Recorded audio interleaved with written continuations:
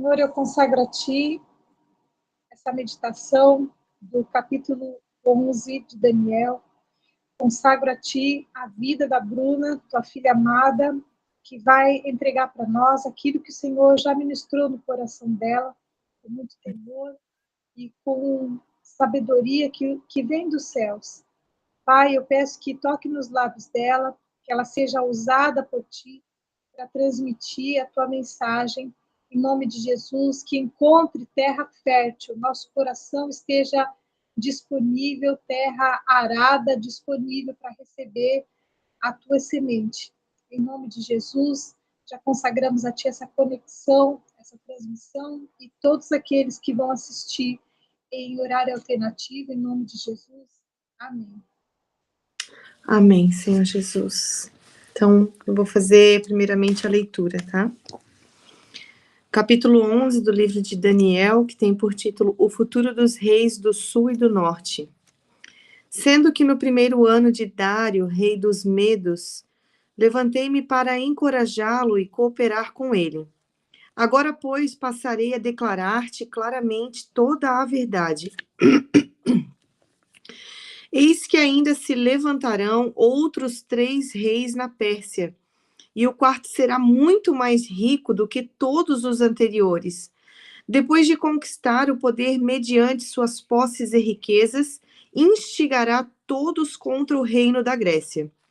Então aparecerá um rei guerreiro, que governará com grande poder e realizará todas as suas próprias vontades. Entretanto, um pouco mais tarde, no auge do seu poder, eis que seu reino será desfeito e será dividido para os 4 cantos do céu. Mas nada será entregue aos seus descendentes, e o império não será poderoso como antes, porquanto será um reino desarraigado e repartido entre outros. O rei do sul será forte, como também um dos seus príncipes, e este será ainda mais forte do que ele, e reinará, e o seu domínio será muito grande. Depois de alguns anos, eles se tornarão aliados. A filha do rei do sul, Egito, firmará um pacto com o rei do norte, Síria, mas ela não manterá o seu poder, nem ele conservará o dele. Naquela época, ela será entregue à morte com sua escolta real e na companhia do seu pai e com aquele que a apoiou. Contudo, alguém da linhagem dela se levantará em seu lugar e comandará o exército. Ele atacará a fortaleza do rei do norte, pelejará contra as forças do rei e conseguirá vencer.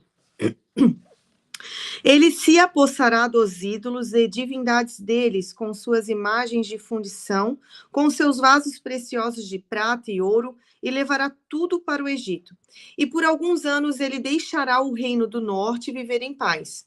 Então o rei do norte atacará as fortalezas do rei do sul, mas se verá obrigado a voltar para a sua própria terra. Mas seus filhos intervirão e conseguirão ajuntar um grande exército, o qual avançará com poder e violência, arrasando tudo por onde passar. E depois disso, retornando, levará os combates até a fortaleza do rei do sul. Diante disso, o rei do sul marchará enfurecido a fim de vingar-se do rei do norte, que lhe resistirá com um grande exército, mas apesar disso será derrotado. Quando o exército do norte for aniquilado, o rei do sul se encherá de orgulho e soberba e matará milhares, mas toda a sua vitória durará por um tempo muito curto. Porquanto o rei do norte conseguirá reunir outro exército, ainda maior que o primeiro, e depois de alguns anos ele atacará novamente com um exército mais numeroso e melhor equipado. Naqueles dias, muitos se revoltarão contra o rei do sul, e os homens violentos do teu próprio povo se rebelarão, dando cumprimento à visão como profetizada, mas não serão bem-sucedidos e cairão. Em seguida, o rei do norte virá, levantará morros de ataque, isto é, rampas militares de cerco, e conquistará uma cidade fortificada. As forças do sul serão incapazes de resistir, mesmo as suas melhores tropas não terão forças para vencê-lo. O agressor fará o que bem entender, e não haverá quem possa enfrentá-lo. Ele se estabelecerá na terra magnífica e terá capacidade para destruí-la completamente. Ele virá com o poder de todo o seu império e firmará um pacto com o rei do sul.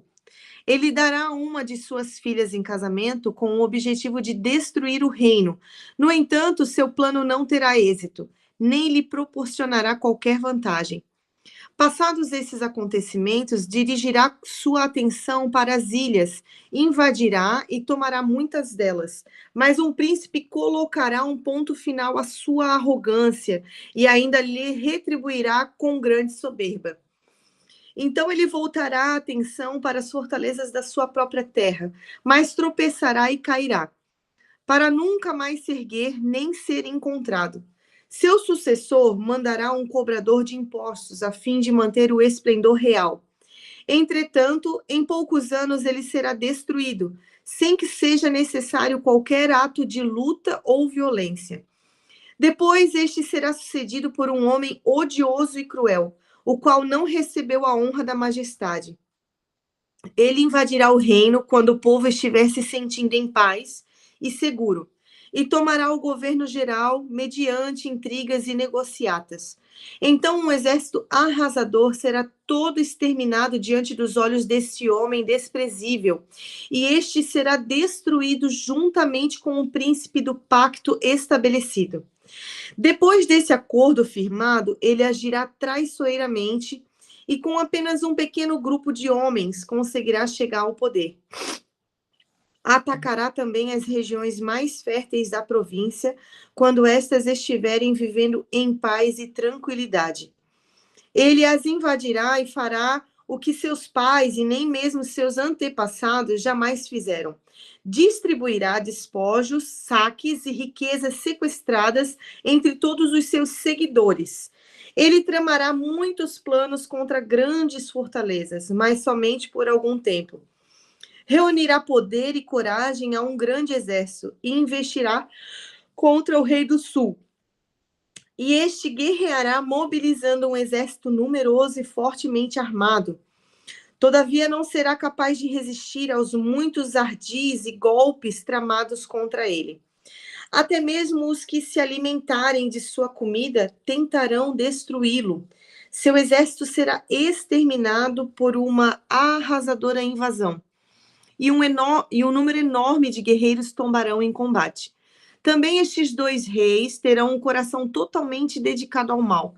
Sentarão à mesma mesa para cear e compartilhar, mas de fato dirão apenas mentiras um ao outro, contudo, sem qualquer resultado proveitoso para nenhum deles, porquanto o fim só virá no tempo certo e determinado.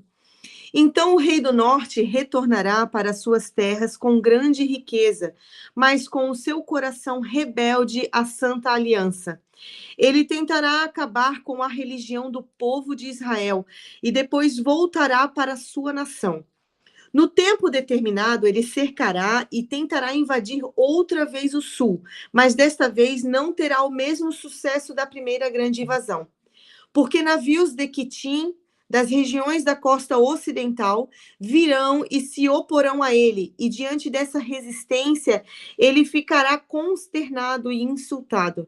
Então despejará sua fúria contra a Santa Aliança, o povo de Israel, e retornando será cordial e indulgente com aqueles que se apostatarem da Santa Aliança.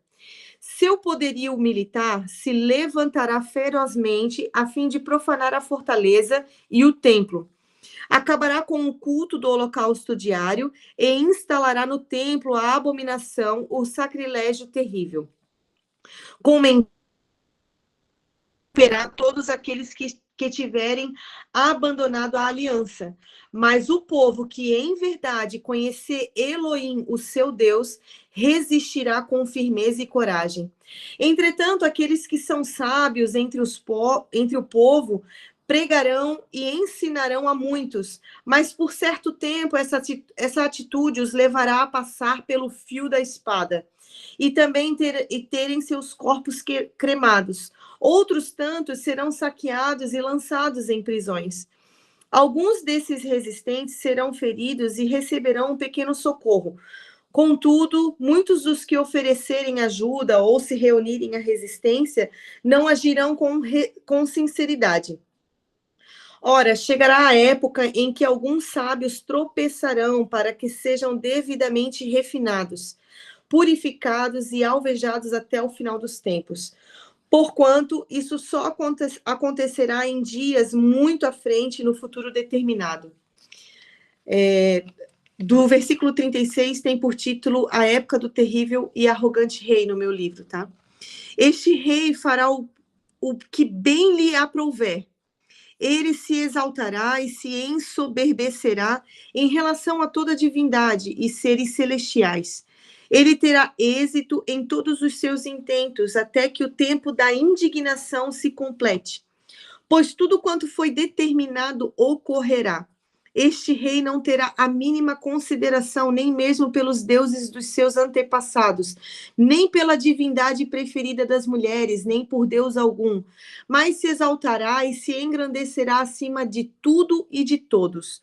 Contudo, fará reverência ao Deus protetor das fortalezas e honrará com ouro e prata, com pedras preciosas e inúmeros presentes de alto valor. Atacará as fortalezas mais poderosas com a ajuda de uma divindade estrangeira e multiplicará o sucesso e a glória de todos quantos lhe prestarem lealdade e devoção. Ele os tornará líderes e governantes de muitos e dividirá a terra, mas a preço de recompensa.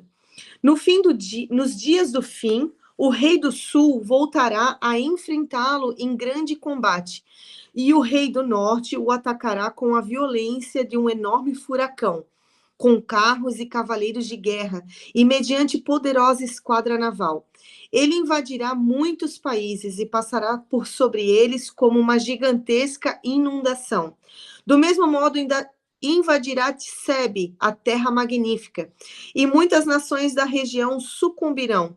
Mas Edom, Moabe e os líderes de Amon conseguirão escapar das suas garras. Eis que este rei estenderá as asas do seu poder sobre diversos países, nem o Egito lhes escapará. Porquanto ele terá o controle dos grandes tesouros em ouro e prata, e de todas as riquezas dos egípcios, os líbios e os cuxiês, etíopes, a ele servirão. Contudo, notícias procedentes do leste e do norte o assustarão, deixando-o muito preocupado. Então ele decidirá sair para destruir e exterminar muita gente. Este rei armará suas tendas reais entre o grande mar Mediterrâneo e o glorioso Monte Santo. Entretanto, ele encontrará o seu fim e não haverá nada nem ninguém que possa socorrê-lo. Amém? É uma palavra bem extensa, com muitos versículos, dando detalhes riquíssimos sobre o que iria acontecer, estratégias de guerra, os ataques, né? Mas a gente lê assim, e de princípio me pareceu, meu Deus, é ataque atrás de ataque, é um contra o outro, mas tu vai lendo, tu vai esmiuçando, e como tem riqueza de Deus falando assim através dessa palavra conosco, né? Então eu vou começar a ler aqui o que eu coloquei no papel, o que Deus foi falando no meu coração.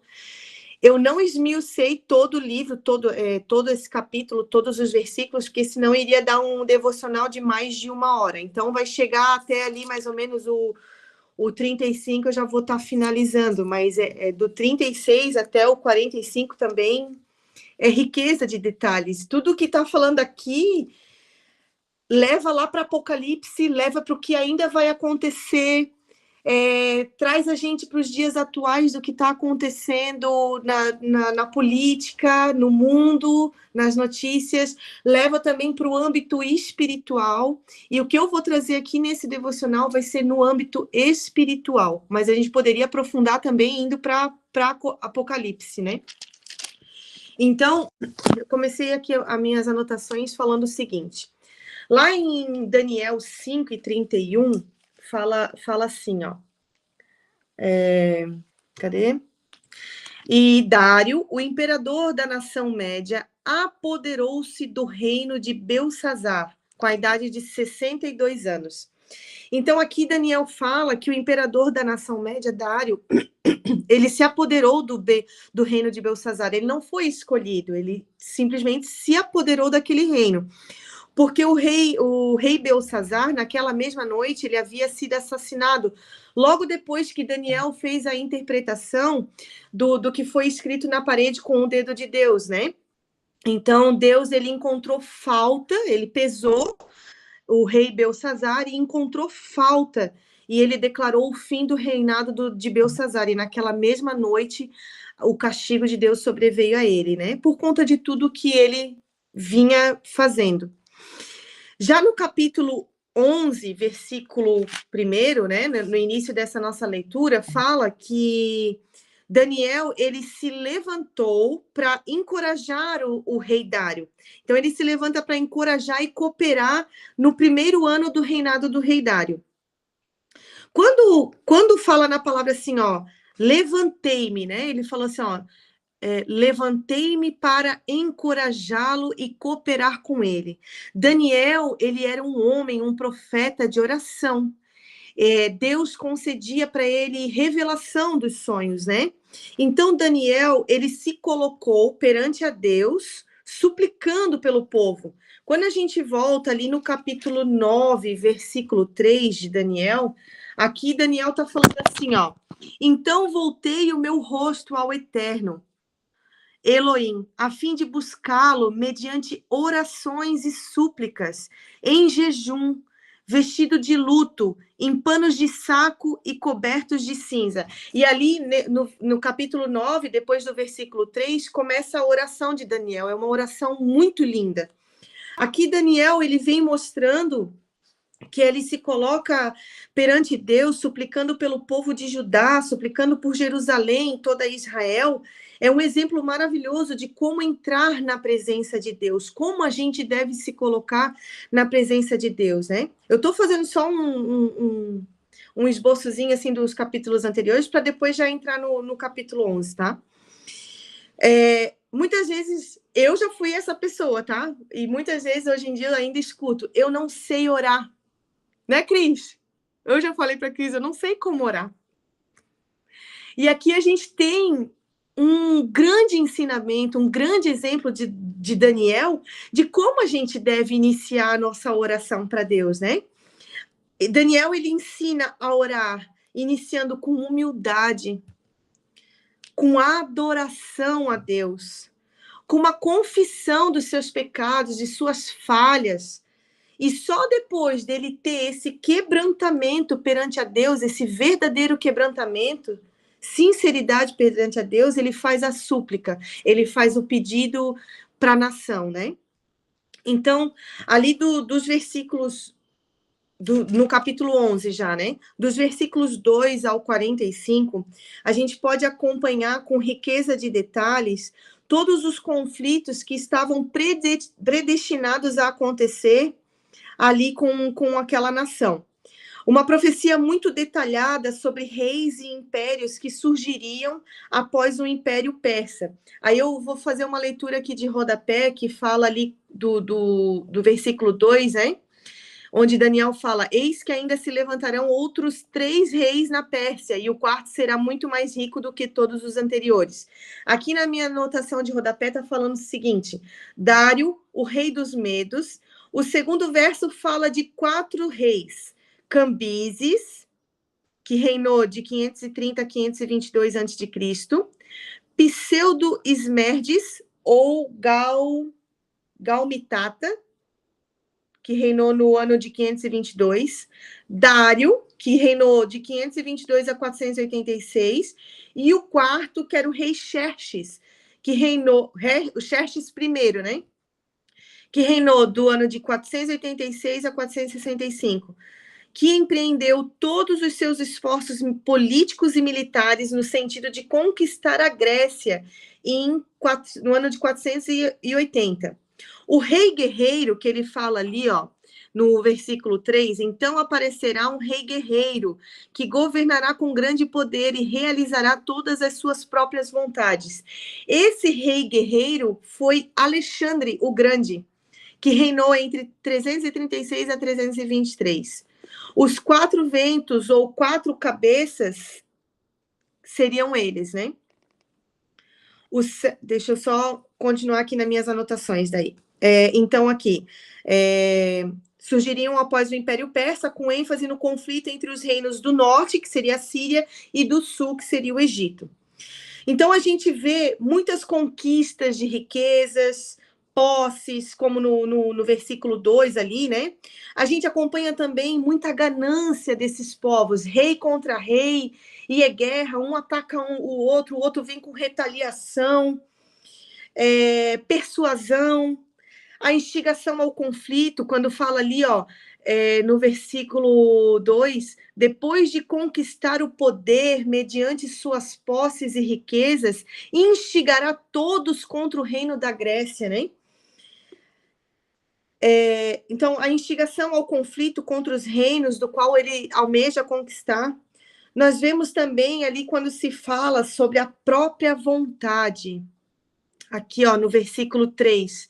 Então aparecerá um rei guerreiro que governará com grande poder e realizará todas as suas próprias vontades. Em nenhum momento a gente vê eles falando assim, ó, e obedeceu a voz de Deus, e ouviu Yahvé, e seguiu a voz de Elohim. A gente vê muito aqui as suas próprias vontades, a sua ganância, instigar conflito, atacar, fortalecer o exército para ir contra-atacar. Só que também existe a consequência da própria vontade, porque a gente vê ataque sobre ataque, mas a gente vê também perdendo, né? A gente lê ali, ó, a própria vontade, que é o seu reino será desfeito e dividido. Ali no versículo 4 fala, entretanto, um pouco mais tarde, no auge do seu poder, eis que seu reino será desfeito e será dividido para os 4 cantos dos céus, mas nada será entregue aos seus descendentes. São pactos que são firmados, alianças que são feitas a fim de se tornarem mais fortes, mas sem estar no centro da vontade de Deus.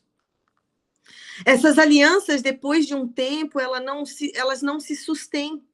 O lado mais forte, o lado mais fraco, ele é entregue à morte. Ali quando fala no versículo 6, depois de alguns anos eles se tornarão aliados, a filha do rei do sul, Egito, firmará um pacto com o rei do norte, Síria, mas ela não manterá o seu poder.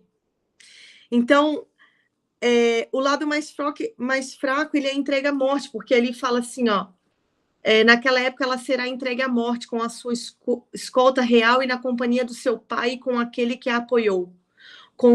Aí, continuando, muitos conflitos, muitos ataques, muitos levantes, muitas traições, raiva, oposições, provocações. Aí Deus falou assim, isso é muito do que a gente vive atualmente, no nosso dia a dia.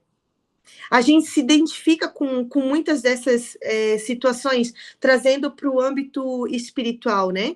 Às vezes a gente se sente num verdadeiro campo de batalha, tanto físico quanto espiritual. Seja no trabalho, seja na família, no casamento, nos nossos projetos, no nosso ministério. Às vezes a gente quer seguir com a nossa vontade própria, a gente planeja, a gente executa, a gente quer obter o êxito daquilo que a gente vem traçando, né? Em todos os âmbitos da nossa vida. Mas assim como nesses capítulos a gente tem acompanhado que os reinos, eles pelejam, lutam, se levantam, mas caem, porque eles não estão no centro da vontade de Deus, mas sim no centro da sua própria vontade, nos seus próprios planos e projetos. Então, eu convido a gente a refletir, será que a gente está colocando a vontade de Deus no centro dos nossos projetos, dos nossos planos? Será que a gente não está dando, como diz aquele ditado, murro em ponta de faca? Será que a gente não está batendo e a gente está esquecendo de colocar perguntar para Deus, Deus, o que quer que o Senhor, qual que é a tua vontade? O que o Senhor quer para mim? Faça, Senhor, a tua vontade, guia os meus planos, os meus projetos, fala comigo, me dá um direcionamento. Ali, continuando no versículo 17, eu vou só reler ele para a gente relembrar. Ele virá com o poder de todo o seu império e firmará um pacto com o rei do sul. Ele dará uma de suas filhas em casamento com o objetivo de destruir o reino. No entanto, seu plano não terá êxito, nem lhe proporcionará qualquer vantagem. Deus, assim, me levou... sabe, borbulhou tanta coisa no meu coração quando falou assim, ele dará uma de suas filhas em casamento com o objetivo de destruir o reino. Aqui Deus, ele falou assim, dar uma filha em casamento, ele tem um peso no âmbito espiritual muito forte. O casamento, ele é uma aliança de duas famílias, ele não é só uma aliança de duas pessoas. Aí eu te faço a pergunta, se você tem uma filha, você vai entregar ela para qualquer pessoa? Se a gente tem uma filha, a gente não vai entregar. É a nossa filha amada, ela foi preparada, ela foi zelada, ela foi instruída, a gente ama ela, é a nossa joia preciosa, a gente não vai entregar ela para qualquer família, para qualquer pessoa. E quando você entrega a sua filha em aliança num casamento, você está fazendo uma aliança com aquela família também. Naqueles tempos, o pai da noiva, ele recebia um dote, uma valorização que representava o respeito e a valorização pela filha. Então, além dessa valorização, é como se unisse a honra das duas famílias. Se uma família tem honra e a outra não tem honra, aquela que não tem honra vai manchar aquela família que tem. Então, você não vai fazer aliança com pessoas que não têm honra. Você não vai entregar sua filha a uma família que não tem honra.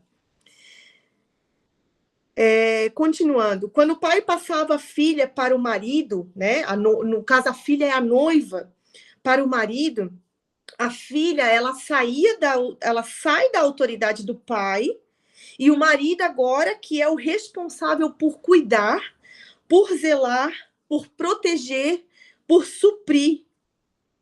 E aqui na palavra a gente vê uma aliança sendo baseada em vontades próprias, em vontade da própria carne, em vontade ali, onde fala em objetivo de destruir o reino do inimigo. Vontade de vingança, né? E por fim ali, a palavra é clara, não se tem êxito quando a gente coloca um objetivo da própria carne. Satanás, ele tenta incansavelmente destruir a nossa aliança com Deus usando tentações e ofertas de aliança que remetem aos prazeres da nossa carne.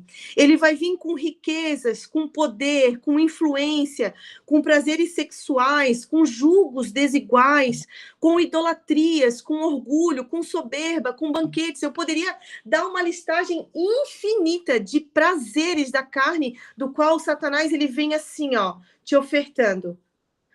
Daí aqui, teve uma passagem aqui, o capítulo 21, deixa eu só ver se eu não vou pular nada. Não vou pular. Tem do versículo 21 ao 22, fala assim: depois este será sucedido por um homem odioso e cruel, o qual não recebeu a honra da majestade. Ele invadirá o reino quando o povo estiver se sentindo em paz e seguro, e tomará o governo geral mediante intrigas e negociatas.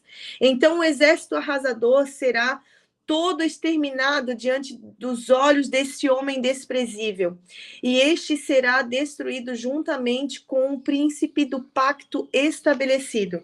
Esses 2 versículos me remeteram a Apocalipse, que eu falei ali no início. Eu não fui lá em Apocalipse para buscar cada versículo, cada capítulo, mas esses 2 versículos, eles remetem à falsa paz, que acontecerá na terra quando o anticristo se estabelecer. Então, aqui fala, ele invadirá o reino quando o povo estiver se sentindo em paz e seguro, e tomará o governo geral, mediante intrigas e negociatas. Um povo contra um povo, outro povo contra o povo, e fazendo negociatas entre eles, causando a falsa paz. Só que ele vai ser exterminado quando Jesus Cristo voltar. Mas não vou aprofundar nessa parte, tá? Continuando. Versículos 28 ao 29. Então o rei do norte retornará para as suas terras. Eu já estou com 32 minutos, né? Eu já estou finalizando. Então o rei do norte retornará para as suas terras com grande riqueza, mas com o seu coração rebelde à santa aliança. Gostaria de chamar a atenção para isso. Rebelde à santa aliança. Ele tentará acabar com a religião do povo de Israel e depois voltará para a sua nação. No tempo determinado, ele cercará e tentará invadir outra vez o sul, mas desta vez não terá o mesmo sucesso da primeira grande invasão. Eu vou fazer também a leitura do versículo 32 e 34, só para finalizar aqui. Com mentiras e lisonjas, corromperá todos aqueles que tiverem abandonado a aliança, a santa aliança que está falando ali. Mas o povo que em verdade conhecer Elohim, o seu Deus, resistirá com firmeza e coragem.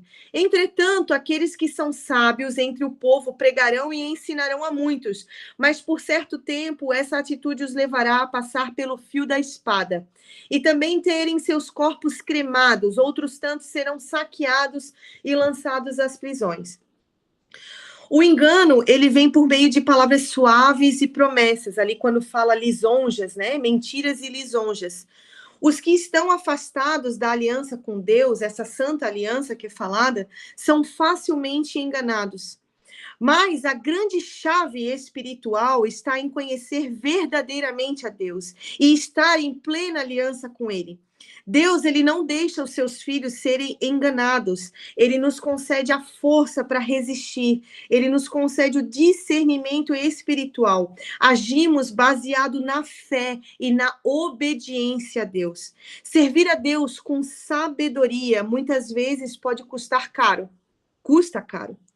Porém, mesmo em meio à perseguição, os verdadeiros líderes não se calam, eles continuam ensinando a verdade.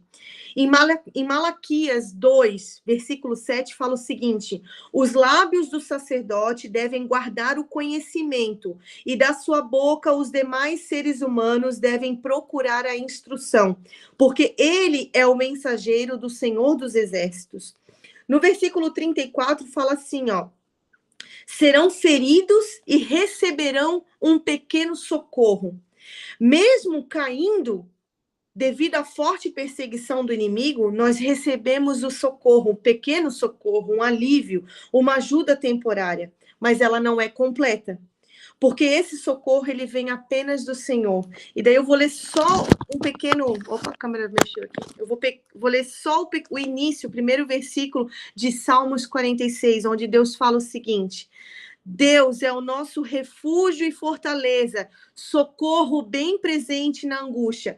Não é um pequeno socorro, como está falando ali, que vem dos outros. Ele é o socorro bem presente, ele é o socorro completo na hora da angústia. No versículo 35, Deus, ele permite muitas vezes que os sábios, eles tropecem, eles passem por provações, porque Deus tem o propósito de refinar, de purificar espiritualmente, aperfeiçoando espiritualmente. Às vezes a gente se questiona: Deus, por que eu estou passando por tanta provação? Por que eu estou passando por tanta luta, né? Eu tenho certeza que o teu nível espiritual que você vive nesse momento não é mais o nível de conhecimento, de sabedoria espiritual do que você tinha 1, 2, 3, 4, 5 anos atrás. Eu tenho certeza que o que Deus já te aprimorou hoje não é o que deu como era antes. Você tem caminhado num refinamento com Deus, você tem caminhado num aprimoramento. E aqui, só para finalizar, eu acredito que vocês já ouviram falar sobre o processo de refinamento do ouro. Deus, ele fala muitas vezes, é citado, assim como Deus, ele fala sobre refinar o ouro, né? Existem vários métodos de refinamento de ouro. A gente conhece muito aquele com fogo, né? Mas existem processos químicos e processos eletrolíticos, a palavra é bem difícil de falar.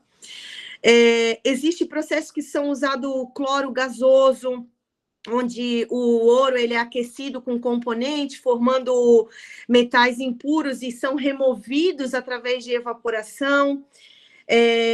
Eu anotei aqui esses outros processos, mas eu vou já para o foco, tá? O processo de refinamento é para tirar as impurezas que ainda existem no ouro. É um ouro bruto, ele está sendo refinado. E daí Deus, ele me trouxe assim, ó, o processo de fusão, onde ele é derretido em altas temperaturas, ele vai de 1.150 graus a 1.200 graus Celsius. O ouro, ele é colocado num cadinho, num recipiente, aderido a alguns fundentes para auxiliar nesse ponto de fusão, onde vai tirando essas impurezas. Aí Deus me levou lá em 2 Coríntios 12, do 8 ao 10, que fala o seguinte, olha que palavra maravilhosa, onde Paulo fala assim, ó, acerca do qual 3 vezes orei ao Senhor para que se desviasse de mim. Aqui Paulo está falando sobre o espinho na carne, que ele queria, Deus, desvia isso de mim. E disse-me, a minha graça te basta, porque o meu poder, ele se aperfeiçoa na fraqueza. De boa vontade, pois, me gloriarei nas minhas fraquezas, para que em mim habite o poder de Cristo. Pelo que sinto prazer nas fraquezas, nas injúrias, nas necessidades, nas perseguições, nas angústias, por amor de Cristo Jesus. Porque quando eu estou fraco, aí é que eu estou forte. Quando tu se sente fraco, é aí que Deus está trabalhando, é aí que Deus está te refinando. Então, louve ao Senhor, agradeça o Senhor quando tu tá no chão, prostrada, de joelho. Deus, ele tá te refinando, ele tá te removendo todas as impurezas, ele tá te trabalhando. E só para a gente finalizar, Deus, ele tá no controle desse tempo de refinamento. Ele tem um propósito para tudo isso que a gente está passando. Ele já tem um tempo determinado para cada provação que a gente vai fazendo. E assim como o ouro bruto, ele tem um tempo de fusão, Deus, ele não coloca algo que vai te tirar do caminho dele, que vai te fazer desistir, que vai, sabe, que vai perder esse refinamento. As provações que nós justos estamos passando, que nós sofremos, eles não são para perda, eles são para ganho, eles não são para castigo, eles são para refinamento e purificação. Então, é isso que eu tenho para trazer para vocês. Foi isso que Deus trabalhou muito no meu coração. Poderia delongar mais, mas o tempo não permite. Tá? É isso. Amém. Amém, vou orar então. Senhor meu Deus, Pai, que palavra maravilhosa.